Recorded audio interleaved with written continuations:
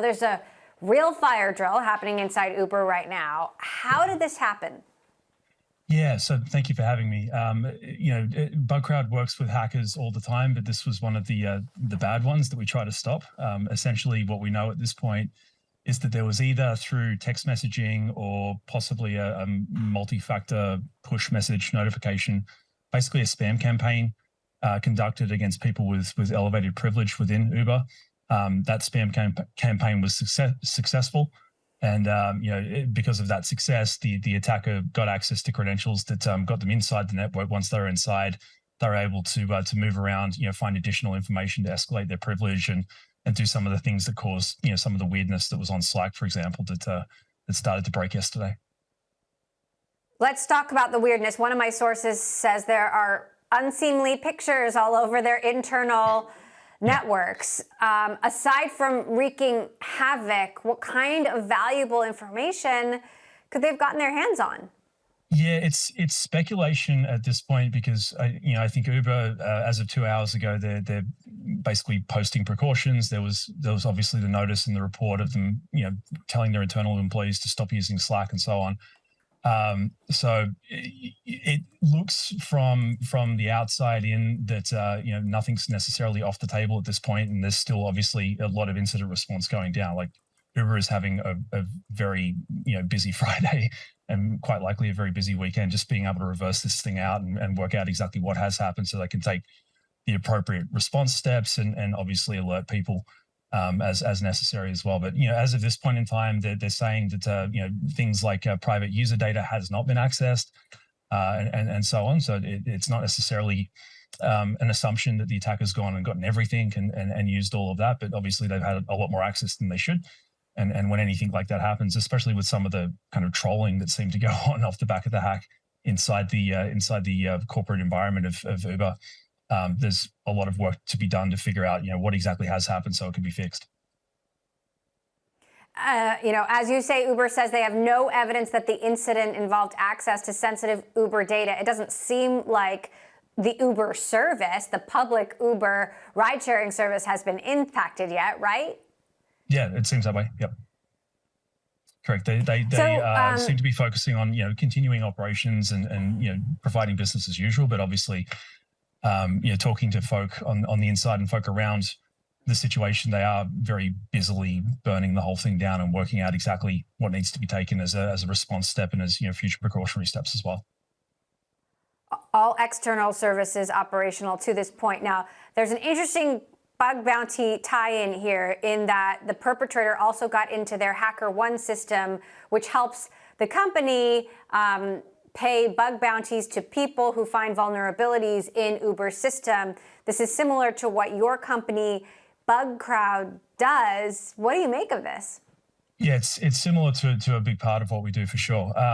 Look, I think what I make of that is that that's actually how I first learned of the issue. There was basically more spam. So you talked about some of the inappropriate pictures, and there was apparently banter going on the corporate Slack, people interacting with the attacker and so forth. Kind of carrying along that same line, there was messages that got sent out to basically everyone in the researcher community or in the call it the white hat hacker or the good guy that thinks like bad guys community who had submitted an issue into HackerOne in the past, basically saying, this is what's happened, like I'm in here now, just so you know. There didn't really seem to be much of an intent or a purpose to that other than just to make a bunch of noise, but it definitely did. At that point in time, you've obviously got a whole bunch of computer security experts receiving this message. They jumped straight into like what the heck's happened mode, at which point I noticed it and got involved and obviously started taking whatever steps might be necessary from our perspective at Bugcrowd. It's like, okay, if there's weird stuff going on that's impacting the vulnerability disclosure and bug bounty space, and we're obviously a large part of that space, we need to make sure that there's nothing affecting us as well, which sure enough there wasn't, but you can't be too careful when this sort of thing starts to go down. Well, interestingly, at this very same time, Joe Sullivan, the former chief security officer at Uber, has been on trial for a data breach, a huge data breach that happened back in 2016 that the company allegedly didn't notify the public about when they should have.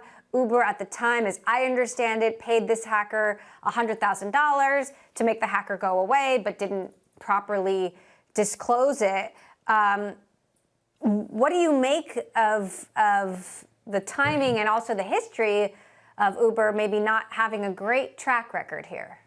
Yeah, it's interesting because obviously that case is ongoing at this point. I think it's actually, it's in session today. It's been in session pretty much all week, to my knowledge. And I think Joe's side of the story and kind of the internal side of the story through discovery is playing out now. That whole incident. I mean, probably the other thing that got my spidey senses tingling just a little bit.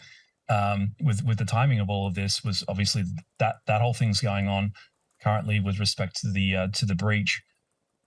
You've got a bunch of other things happening that are just generally encouraging, I guess, activist hacktivism activity around Bay Area tech at the moment. There's a string of things that are happening that are getting people's attention.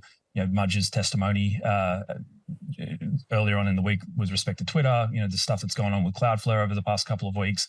There's a lot of very heightened and very passionate subjects kind of all boiling up at the same time. And that was, frankly, the correlation between all of those things and then this happening at Uber was one of the things that kind of, caused me a bit of a sleepless night last night trying to figure out what the heck's going on. But in terms of, speaking to how that reflects on Uber and how it reflects on all of that, it's too early to say any of that. I think my main thought right now is frankly, sympathy and kind of my heart going out to the security team that's having to work a very long weekend coming up to burn this whole thing down. So I think just starting there is probably the right place to start.